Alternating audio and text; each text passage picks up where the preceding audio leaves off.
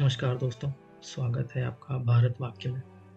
तो आज हम एक ऐसे टॉपिक पर बात करने वाले हैं, जिसमें हमें जानना है कि क्या होगा अगर हमारी पार्लियामेंट में जेन ज़ी का दबदबा हो जाए।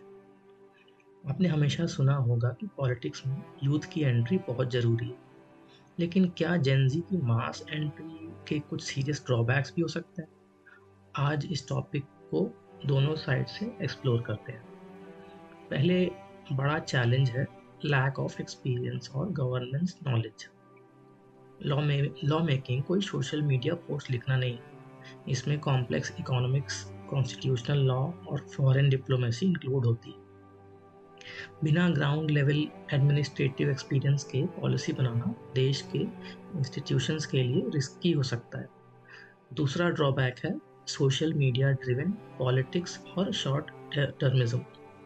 जेन ज़ी डिजिटल फर्स्ट जनरेशन है, जिसे इंस्टेंट फीडबैक और वायरलिटी की आदत है।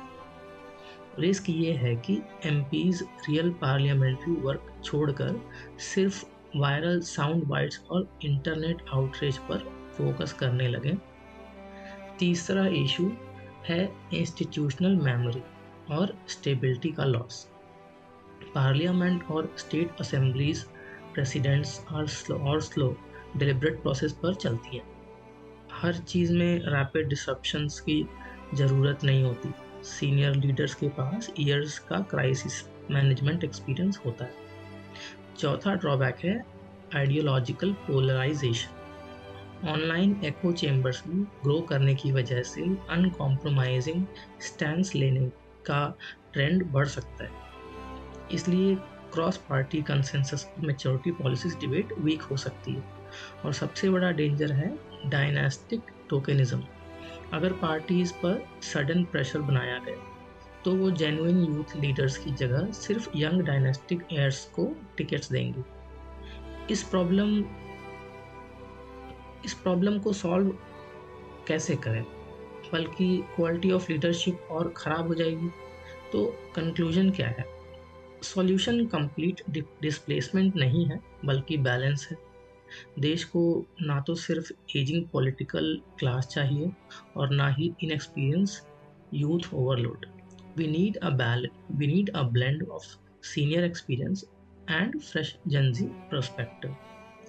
तो मेरे हिसाब से हमें उन लोगों को ही टिकट्स देनी चाहिए या उन लोगों को ही इसमें इंक्लूड करना चाहिए जो जेंजी हों, बट वो एक्चुअली वर्थ हो। जैसे आजकल की पॉलिटिक्स में क्या होता है कि जो जिनको भी हम टिकट्स देते हैं, तो पॉलिटिक्स में टिकट्स यूजुअली उनके फेम की वजह से या उन्होंने कुछ ऐसा काम किया हो जिसकी वजह से दिया जाता है। मेरे हिसाब से there should be a criteria कि पर्सन को नॉलेज कितनी है, उसको उसका किसी चीज़ को सॉल्व करने का तरीका क्या है। उस मतलब जैसे कि हम आईएएस के लिए एग्ज़ाम लेते हैं, उस तरह से इन सब चीज़ों के लिए कोई छोटा-मोटा टेस्ट नहीं होता, जिससे हमें पता चले कि वो क्या कर सकता है, उसके अंदर पोटेंशियल क्या है। सो ये सब चीज़ें, बट आई अंडरस्टैंड कि ये चीज़ आई डोंट थिंक कि इंडिया के बाहर भी कहीं होती है। सो